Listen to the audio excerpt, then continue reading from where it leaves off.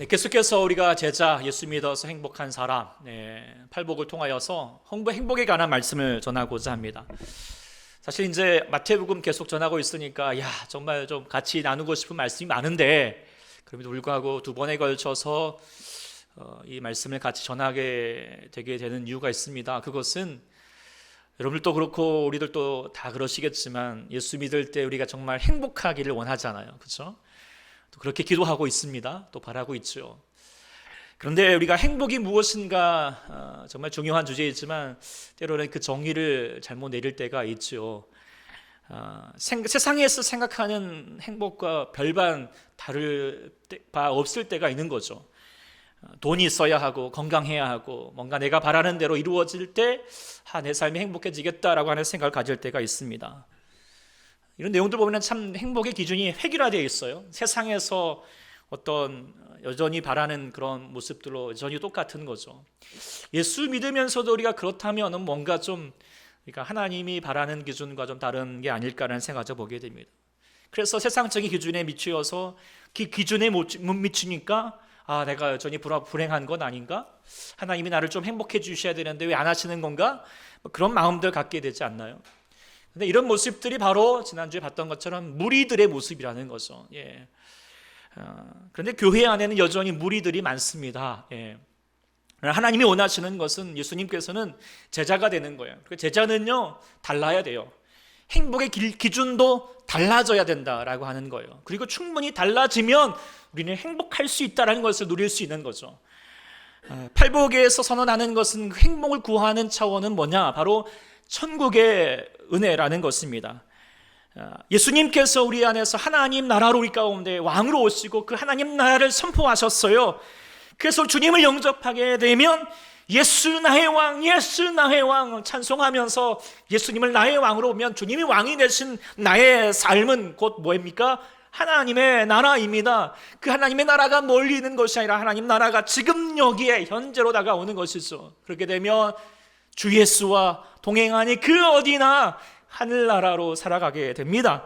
그러면서 할렐루야 찬송하면서 정말 우리 예수님께서 선포하셨던 것처럼 그렇지 너희가 하나님 나라로 사면 행복하는 거야 라고 그렇게 여겨지는 하나님의 행복의 말씀이 우리 가운데 들려지게 될 줄 믿습니다.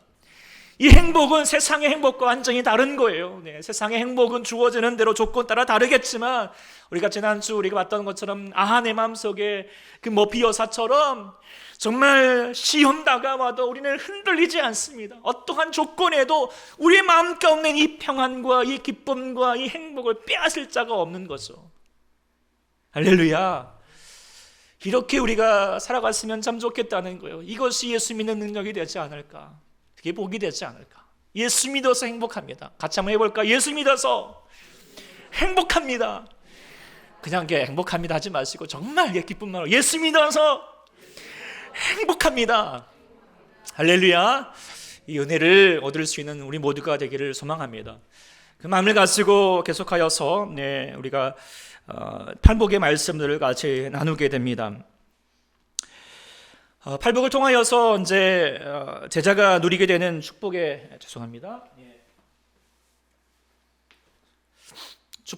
특징이 무엇일까? 우리가 이제 지난주에 우리가 심령이 가난한 복에 대해서 이야기했어요. 근데 이제 다시 말씀을 드리지만 이 팔복을 오해하지 않아야 된다라고 하는 것은 우리가 심령이 가난해야지 복이 있는다라고 하는 말씀이 아니라는 거예요. 그러니까 조건이 아닙니다. 하나님이 명령 이전에 심령이 가난함 그 자체가 복이다고 말씀을 드렸죠. 그리고 왜 그러면 심령이 가난한 게 복이냐? 그 뒤에 내용이에요. 천국이 그들의 것이니까. 천국을 누릴 수 있으니까. 그래서 심령이 가난해지는 것도 복이다라고 그렇게 가난해지는 것이 그 자체가 복이다라고 이 복의 역설적인 내용들을 우리가 이제 이 구조를 항상 염두해야 합니다. 오늘 두 번째 이제 애통함이 복이다라고 그렇게 이야기하고 있습니다. 그래서 원문에 따라서 다시 또 얘기해 보면 행복하다. 마음껏 우리가 애통할 울 수 있다. 왜요? 하나님의 위로를 얻을 수 있으니까. 그런데 우리가 운다라고 하는 것을 그냥 생각해서는 좋은 게 아니죠. 그래서 우리는 울면 안 돼 라고 그렇게 강요받으면서도 자라오기도 했어요. 울면은 산타 할아버지가 선물도 안 주시고요. 그 다음에 외로워도 슬퍼도 나는 안 울어 참고 참지 울긴 왜 울어 그러면서 캔디로 다 자라오셨던 분들이 있잖아요. 그래서 아이들이 울면 다 어른들이 뭐라 그러죠? 뚝! 뚝! 그렇게 우는 것에 대해서 부정적으로 여겼습니다. 그런데 아동 심리학에 의하면 잘 우는 아이가 행복하다라고 그렇게 이야기합니다. 지난번에 이제 우리가 온 국민에게 막 어떤 안타까움과 분노가 되었던 사건이 하나 있었죠. 정인이 사건이잖아요. 여러분들이 이제 뉴스를 통해서 많이 보겠지만 그 중에서 정말 마음이 좀 안타깝게 여겨지는 것이 정인이가 입양되기 전과 입양된 후부터 사진들이 이렇게 딱 비교가 되는데 그 사진들 보면은 그 처음 모습에 비하면 점점 표정이 사라져가고 있는 모습을 보게 됩니다. 근데 왜 그런 이제 모습이 되었을까 생각해보면은 마음껏 울지 못했기 때문이죠. 물론 마지막에 울상은 하고 있지만 그 울고 있다라고 하는 것도 다른 게 있어요. 그러니까 정말 영혼을 건강하게 만드는 울음이 있는가 하면, 그래서 울음은 우리의 치료제라고 하잖아요. 근데 그런가 하면은 정말 영혼을 죽게 만드는, 상하게 만드는 울음이 있어요. 아파서 정말 울게 할 수밖에 없는 울음이 있죠. 근데 이렇게 왜 같은 울음이어도 결정적인 차이가 어디서부터 나느냐? 그것은 그 울음에 대해서 어떻게 반응해 오느냐에 따라서 있는 것이거든요. 심리학자 메리 에인스워드라고 하는 분이 연구를 했어요.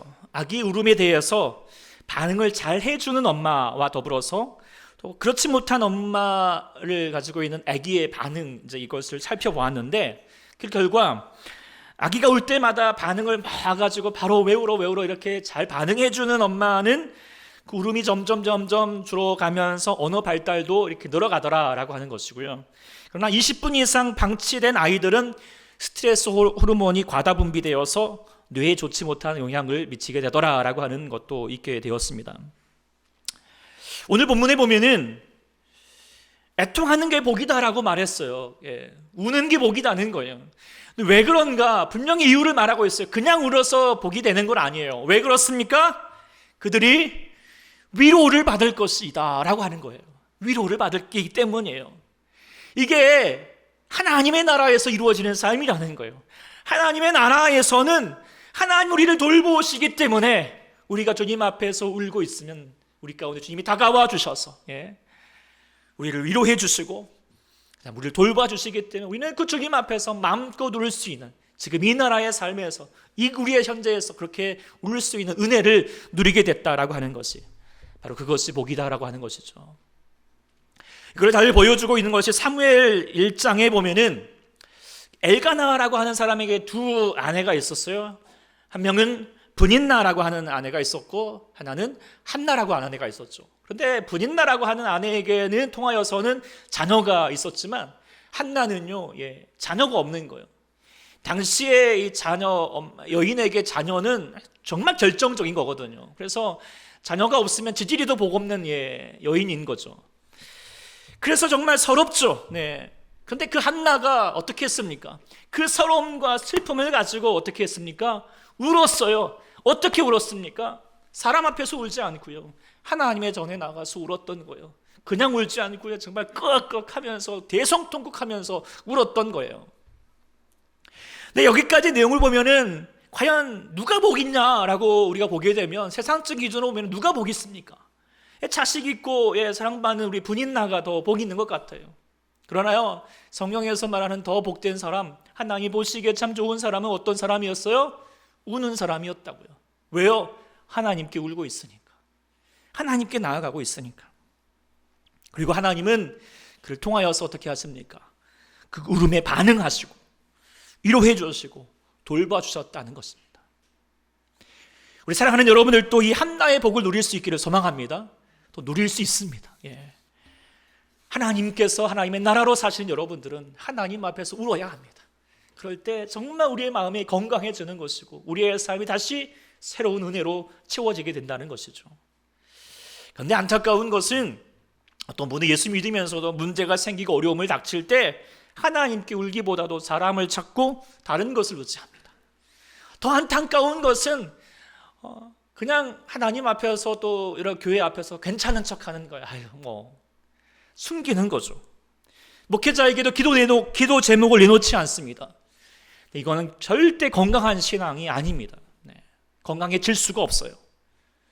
근데 또 어떤 분은 정말 사소한 것 하나도 정말 기도해달라고 부탁을 하고요. 무슨 일이 있을 때마다 그렇게 같이 기도를 해달라고 내놓는 분들이 있어요. 근데 정말 보면은 그런 분들은 나중에 하나님의 이루하심을 받더라고요.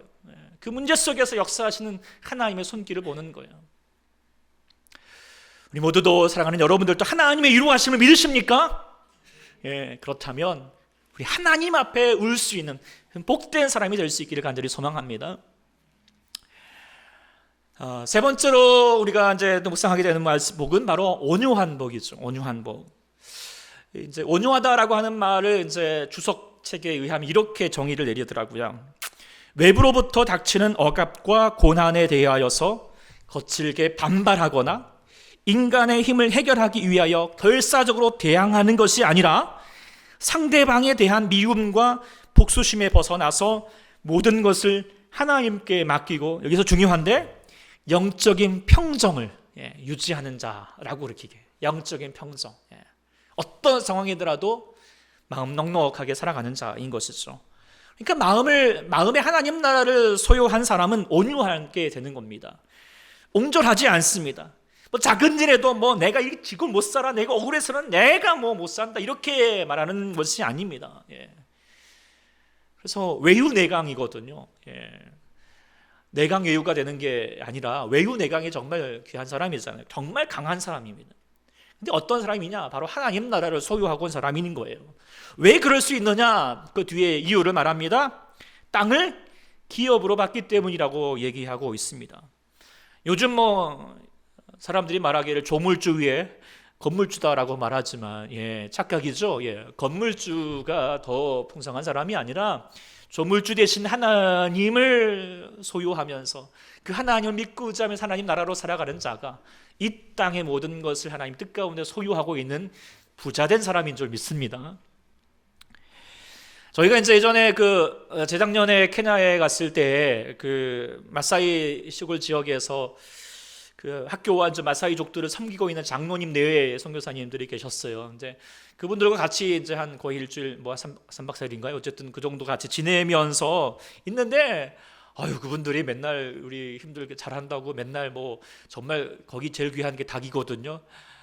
우리 애들이 이제 이름까지 주었는데 그 작들 다 봐버리고 우리한테 내주시고, 염소도 잡아주시고, 또 뭐 망고 막 먹으라고 막 다 내주시고, 아낌없이 우리들에게 막 베풀어 주신 모습들 보면서 참 감사하기도 하고 미안하기도 하고 그런 마음이 있었거든요. 근데 저희만 그런 게 아니라 다 모든 분들에게 다 그러셨다는 거예요. 그러니까 괜히 이제 미안하면서 저렇게 해서 나만 아실까 뭐 그런 생각도 들었지만, 그분이 그럴 때마다 우리들에게 해주셨던 말이 참 제게 참 귀하게 들렸던 말이었어요. 뭐라고 얘기하셨냐면, 우리 아버지가 부자예요. 우리 아버지가 부자래요. 나는 처음에는 진짜 아버지가 부자인 줄 알았어요. 그런데 하늘 아버지가 부자라는 거예요. 그러니까요, 마음껏 줄 수 있는 그 온유한 마음을 갖고 계시다는 것이죠. 하나님 나라를 소유하시는 분이다라는 생각을 가져보게 됩니다. 우리가 산상수훈의 말씀에 대하여서 오용하고 있는 그런 말씀들을 가끔 우리가 볼 수 있게 되는데, 그 대표적인 말씀이 마태복음 7장 7절 8절 있는 말씀이에요. 구하라 주실 것이요, 찾으라 찾아낼 것이요, 두드리라 문이 열릴 것이다. 정말 귀하게 들리는 말씀이잖아요. 근데 우리가 여기 말씀만 딱 우리가 좋은 대로만 믿는 것이 아니라 예수님께서 하시고 하셨던 말씀의 내용은 계속 더 이어서 있거든요. 그 뒤에는 뭐라고 말합니까? 너희 중에 뭐 아들 떡 달라 하면 돌 주고 생선을 달라 하면 뱅이를 줄 사람은 어디 있느냐? 너희가 악한 자라도 자식에게 좋은 것을 줄 줄 알고 하늘에 계신 너희 아버지께서 구하는 자에게 좋은 것을 주시지 않겠느냐. 이 말은 뭐예요? 우리 하나님이 인색하지 않다라고 하는 거거든요. 우리 하나님은 부자예요. 그렇죠? 부자이기 때문에 우리 가운데 구하는 거 다 들어주신다는 거예요. 그런데 여기까지 이야기 전제를 깔아놓고 예수님이 하고자 하셨던 말씀이 그 다음 절 말씀이에요.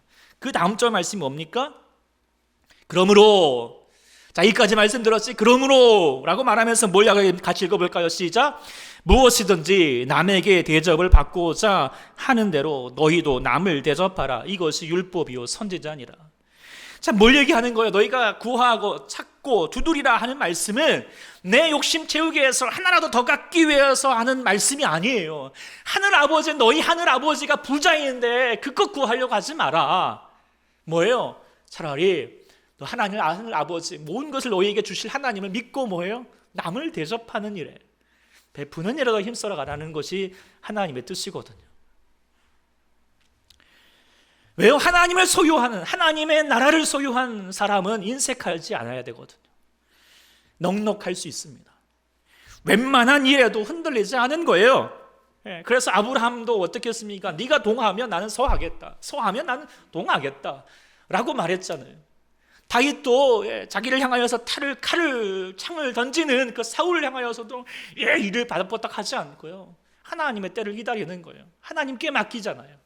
넉넉할 수가 있는 거예요. 그래서 하나님 나라를 소유한 사람은요, 인색하지 않고요, 베풀기를 좋아하는 영적인 부자로 살아갈 수 있는 것, 이게 온유한 은혜인 줄 믿습니다. 그 은혜로 살아가는 여러분 되기를 간절히 소망합니다. 네 번째 묵상했던 것이 의에 줄이고 목마른 자라고 그렇게 얘기를 했어요.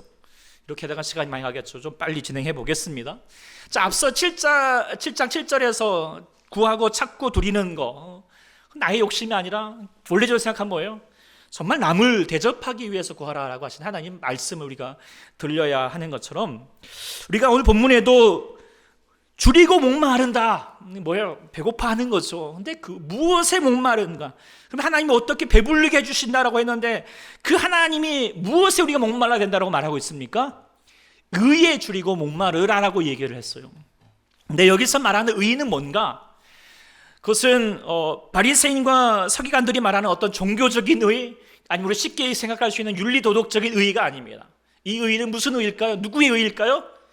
하나님의 의입니다. 하나님의 의인 거예요. 그 하나님의 의에 줄이고 목마르는 삶을 사는 것이 복된 삶이라고 얘기를 했어요. 찰스 콜슨이라고 하는 분이 하나님을 경외하는 것은 뭐냐? 하나님께 주파수를 잘 맞추는 거라고 얘기를 했어요.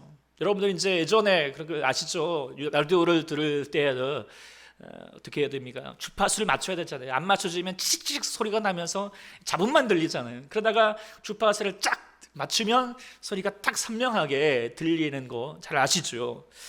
마찬가지로 하나님의 복을 우리가 마음껏 누리고 싶으시다면 우리가 하나님의 의의 주파수를 잘 맞춰야 됩니다. 그러니까 그 하나님의 복이 우리 가운데, 하나님의 의에 우리가 주파수를 맞춰서 우리가 배고파하고 그를 구하는 자에게 하나님께서 우리 가운데 배불러지게 하는 역사가 있게 된다는 거거든요.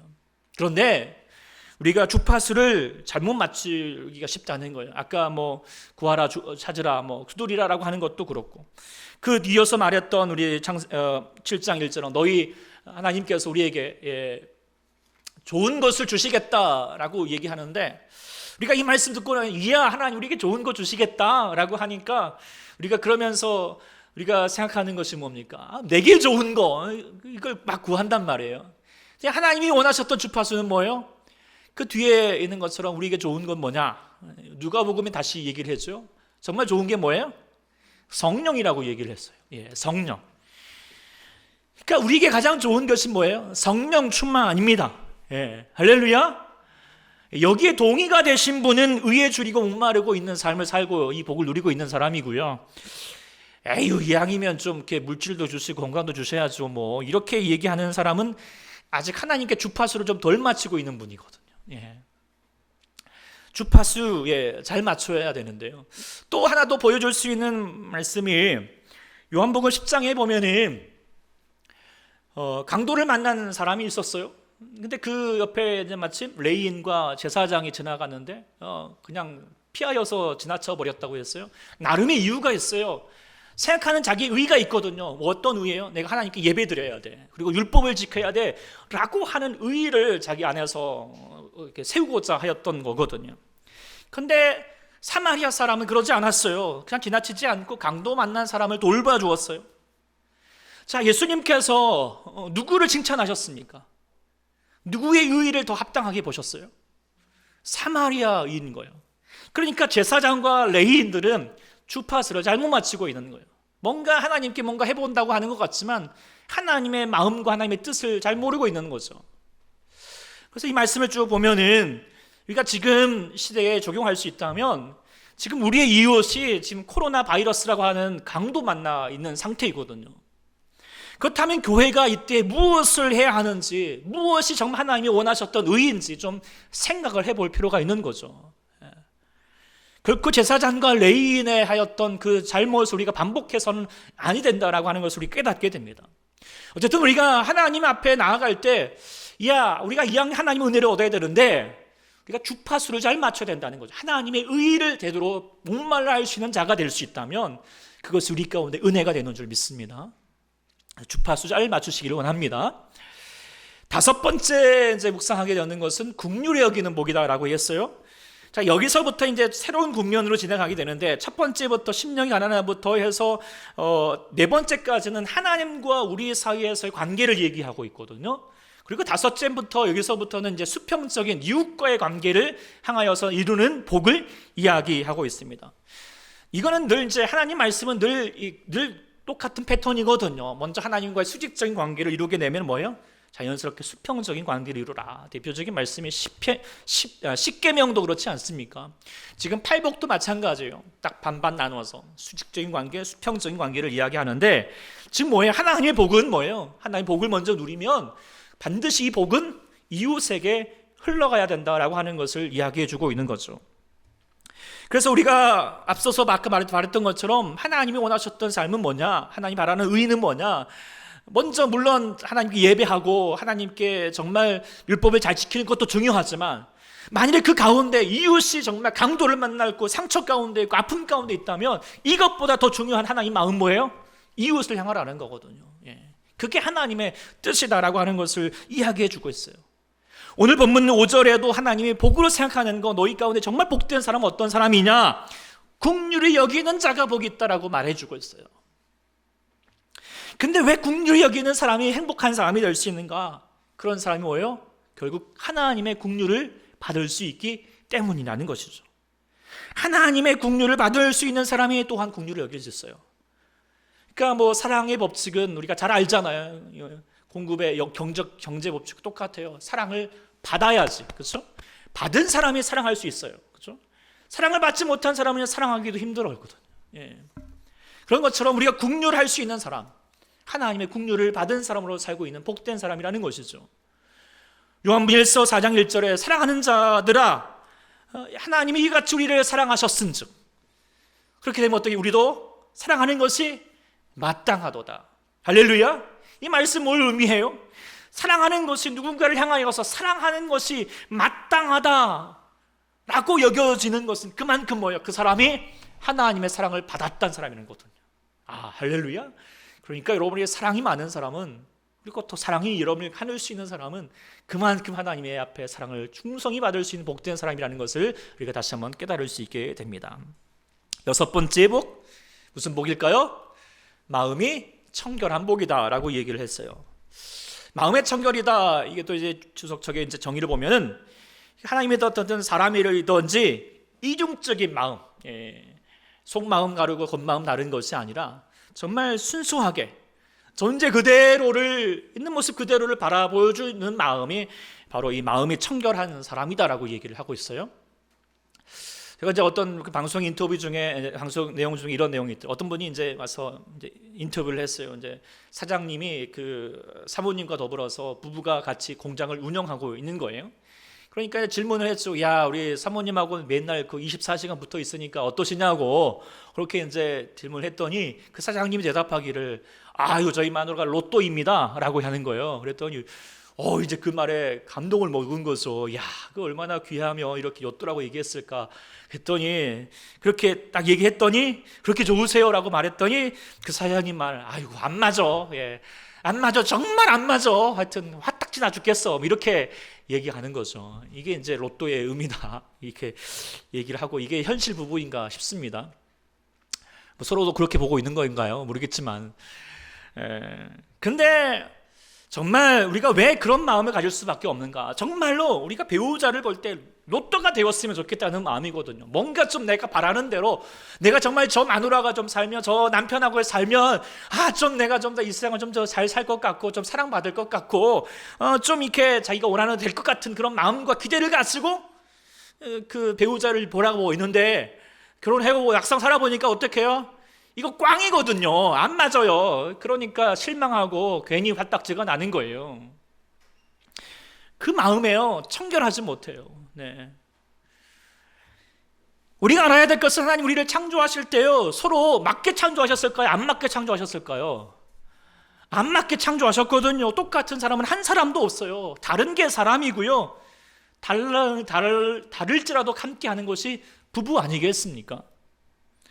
그렇다면 하나님의 마음으로 바라본다면 그 다름을 인정하고 다름을 그대로 볼 수 있는 것이 은혜인 줄 믿습니다.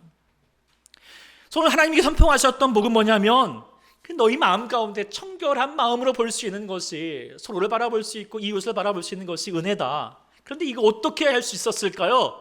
뒤에 뭐라고 그랬죠? 저가 하나님을 본 사람, 하나님을 봤기 때문이에요. 하나님을 보게 되면 그 하나님 마음으로 어떻게 해요? 다른 사람도 청결한 마음으로 볼 수 있게 된다라고 이야기하고 있습니다. 대표적인 예가 야곱이잖아요. 야곱이 그 전까지는 정말 마음 가운데 욕심도 많았고 뭔가 하고 싶은 마음도 많고요. 그러다 보니까 그 형 예서를 볼 때마다 욕심도 있고, 그러다 보니까 실수도 하였고, 그러니까 온갖 생각이 올 때마다 어떻게 해요? 어지럽거든요. 그래서 막상 형을 만나라고 하니까 마음 가운데 근심도 있고 두려움이 가득하였어요. 그런 가운데 그가 야복강에서 누구를 만났어요? 하나님을 만났거든요. 하나님을 만나고 났더니 그 다음날 그 예서를 만났을 때 어떻게 얘기했냐면, 그 예서가 그저 다시 동생을 만나기 위해서 나오는 그 예서를 청결한 마음으로 보게 되는 거예요. 그래서 달려가서, 성경 보면 달려가서 그를 껴안고 울면서 맞았다라고 얘기해요. 그러면서 그때 그 야곱이 중요한 고백을 하나 하거든요. 뭐라고 얘기하냐? 내가 형님을 배운즉 하나님의 얼굴을 본 것 같사오며 하나님이 나를 기뻐하심이니이다. 이 말은 뭐예요? 하나님 얼굴을 내가 보았는데, 그 하나님 보고 나니까 그 형님의 얼굴에 뭐예요? 형님의 그 나를 향하여서 막 어느 그 마음이 보는 것이 아니라 하나님 마음이 보이더라는 거예요. 할렐루야. 이것이 마음에 청결해질 수 있는 은혜이거든요.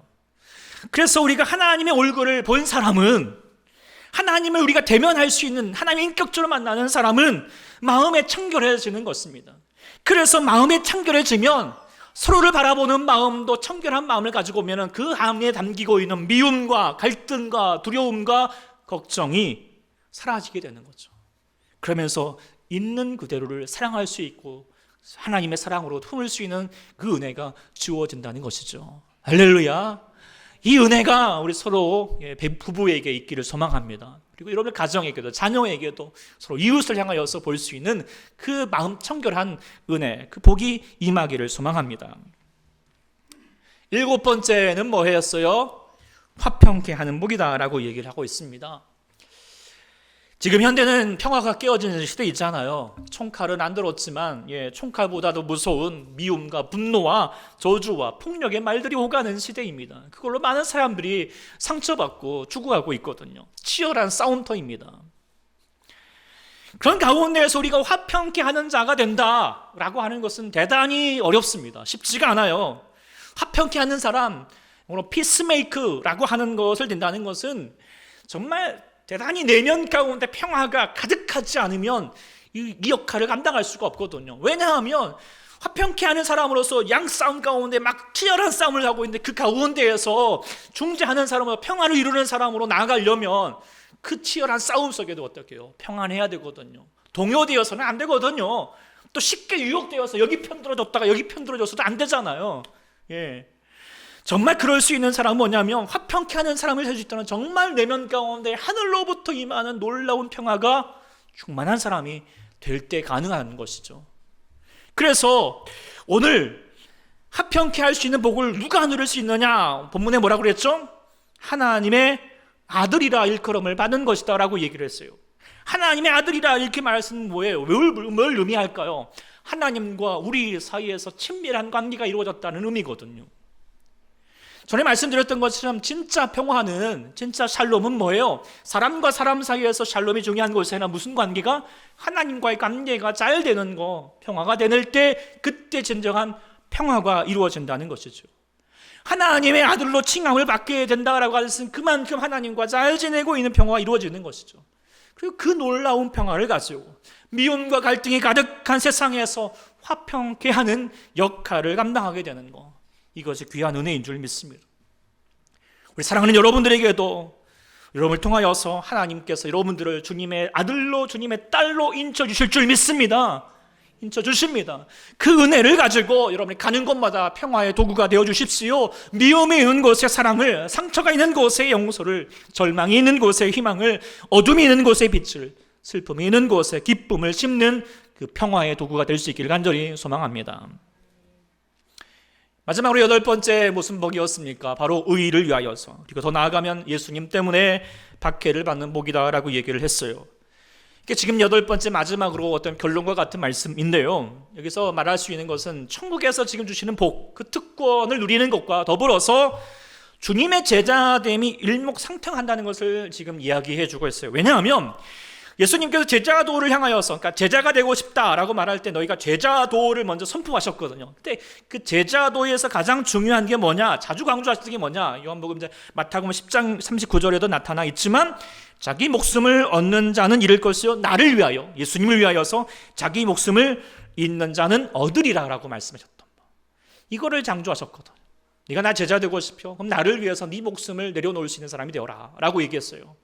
즉 여기서 이제 의의를 위하여서 말하는 것과 나로 말미암아는 많이 동일한 개념이거든요. 즉 하나님의 의의는 예수님을 통하여서 드러나고 있기 때문이죠. 그러니까 예수님의 제자로서 살고자 하는 사람이 하나님의 의의를 이루는 사람이고, 이 제자도를 이루는 사람이 결국 천국의 복을 누리는 사람이 된다라고 이야기합니다. 근데 우리가 이 마지막 복을 때로는 되게 좀 거북하게 여길 때가 있죠. 대표적인 사람이 마하트마 간디예요. 인도의 그 유명한 영웅과 같은 사람이죠. 이 마하트마 간디도 아주 성경에 대해서 아주 능통했던 사람이고요. 또 알려진 바에 의하면 이 팔복의 말씀도 보았어요. 그러면서 3절부터 10절까지 이러면서 야 그래 옳지 오라. 왜냐하면 이분이 이제 비폭력 저항 운동을 하고자 했는데 이 내용과 상치가 되게 맞거든요. 그러니까 그렇지라고 얘기했는데 마지막 11절부터 나로 말미암아 욕하고 박해하고 거짓으로 너희를 거스려 모든 악한 말을 할 때에는 복이 있다라고 말을 하고 해서는 이 성경책 뒤집어 던져버렸다는 거예요. 왜요? 도대체 예수라고 하는 사람 때문에 내가 도대체 고난을 받고 핍박받는 것이 무엇이, 그 한 사람 때문에 그것이 왜 복이 되느냐 라고 그렇게 주장할 수밖에 없었던 거죠. 그래서 그 사람은 인도 영웅은 되는지 모르겠지만 천국의 복을, 천국의 기쁨을 누리지는 못한 거죠. 팔복의 복은 무리가 누릴 수 있는 복이 아니에요.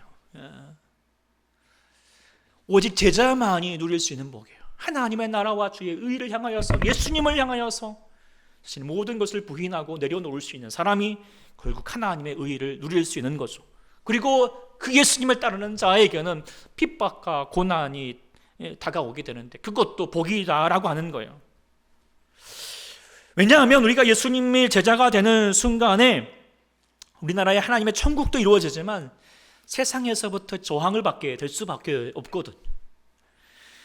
그러니까 이걸 다시 말하면 우리가 예수님 믿는 가운데에서 박해와 고난을 받고 있다라고 하는 것은 그만큼 하나님께서 당신을 예수님의 제자로 인정해 주신다라고 하는 의미거든요. 하나님께 인정뿐만 아니라 사단에게도 인정받는 거거든요. 사단도요, 건들만한 사람을 건들지요. 아무것도 아닌 사람은 건들지도 않아요. 건들지 않아도 알아서 그냥 넘어가는 사람이거든요. 제 풀에 그냥 막 재물도 안 주면 막 예수 믿어도 소용없네 이러고 다 넘어갈 사람들이에요. 그런데요, 정말 하나님의 제자로서 거듭난 사람들은요, 정말 우는 사자처럼 그 사람을 삼키려고 하거든요. 그 사자는요. 그래서 박해와 고난을 주는 거예요. 왜요? 인정하기 때문에. 저 사람은 가만히 놔두면 안 돼. 저 사람은 가만히 놔두면 하나님 나라로 이 사람들을 만들어갈 거야. 알기 때문이거든요. 그래서 여러분들이 예수 믿는 때문에 박해를 당하십니까? 고난을 당하십니까?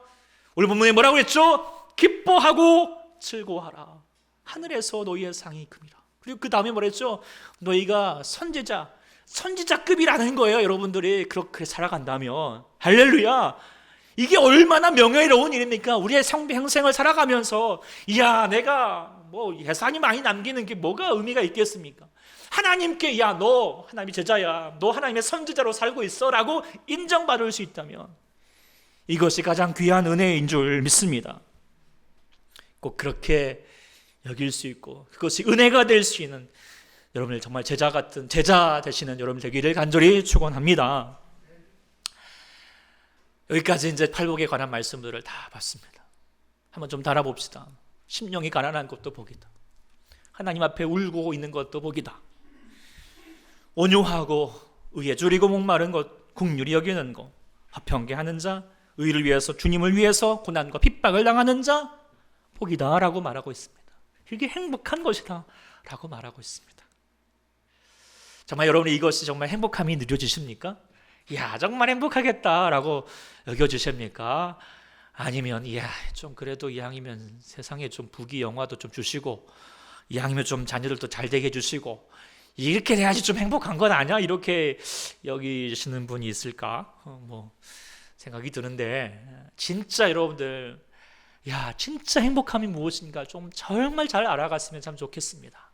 이게 정말 축복입니다. 그래서 예수님 만나서 내 안에 다른 것보다도 예수님 때문에 이루어지는 이 놀라운 은혜가 내 안에서 이루어지는 것, 이게 행복이거든요. 진짜 행복이거든요. 그러려면 가장 중요한 게 뭐예요? 예수님 강조하셨던 것이 여러분들 안에 천국이 이루어져야 됩니다. 아멘. 천국은 어떻게 이루어져요? 말씀드렸던 것처럼 예수님을 인격적으로 만나셔야 돼요.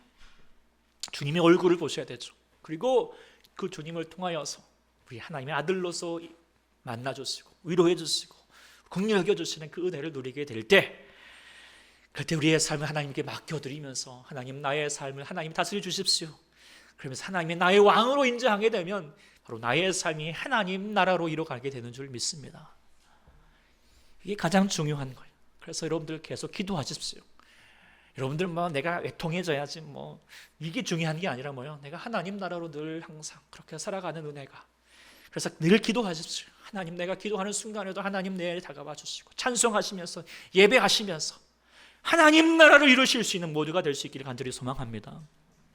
그리고 또 하나 말씀 묵상하면서 다시 결론으로 들을 수 있는 말씀이 뭐냐면 우리의 행복은 멀리 있지 않다라고 하는 거예요. 우리가 행복을 착각하여서 우리가 좀 뭔가 채워지고 뭔가 좀 이루어져야지 행복한 줄 알고 그렇게 생각할 때가 많잖아요. 획일적인 세상의 기준으로 나갈 때가 많거든요. 그런데요, 하나님 선포하셨던 건 뭐냐면 하나님 나라가 너희 가운데 이루어졌느냐? 그러면 너희는 이미 행복한 사람이야. 너희는 충분히 행복한 사람이야. 같이 한번 따라해 볼래요? 나는 이미 행복합니다. 충분히 행복합니다. 행복하신 듯 하시도 하고 아닌 것 같기도 하고 좀 헷갈리지만 행복한 줄 믿습니다. 사단이 우리를 자주 속이는 거예요. 야 세상의 기준을 드러내는 거죠. 야 예수 믿는다는데 야 너 그게 뭐냐? 그렇게 너 힘들게 살고 있는데 네가 도대체 뭐 잘된 게 뭐가 있느냐라고 그렇게 속삭입니다. 아닙니다. 우리 하나님은 예수님을 통하여서 우리 가운데 이미 행복하게 하신 줄 믿습니다. 빼앗기지 마십시오. 속지 마십시오. 내가 하나님 나라를 삼고 있는 자. 우리가 때로는 여러 가지 근심 걱정이 다가오는 것 같고 여러 가지 많은 환난이 있고 어려움도 있을지라도 우리는 주님 안에 있으면 우리는 이미 충분히 행복한 자일 줄 믿습니다. 누리십시오. 행복하십시오. 주님이 원하시는 건 여러분이 먼저 행복하셔야 됩니다. 그리고 나서 뭐해요? 그 행복한 마음을 가지고 내가 예수 믿는 그 행복을 가지고 다른 사람에게 전화를 하는 거예요. 이야 내가 예수님 만나고 봤더니 이렇게 좋더라 라고 말하면서 여러분들 자녀 가운데 전해주실 때 그 자녀가 여러분의 부모님의 모습을 보면서 그래 나도 우리 부모님처럼 예수 믿어야겠다 그러겠죠. 여러분의 주위 사람들 또 보면서 야 저 사람은 뭐가 좋다고 저렇게 늘 싱글뱅글인가 뭐 해피바이러스가 우리 가운데 전해지는가 알고 봤더니 뭐 별것도 없는데 오직 하나 저 사람 참 예수 믿더라. 그러면 그 사람도 예수 믿게 될 줄 믿습니다.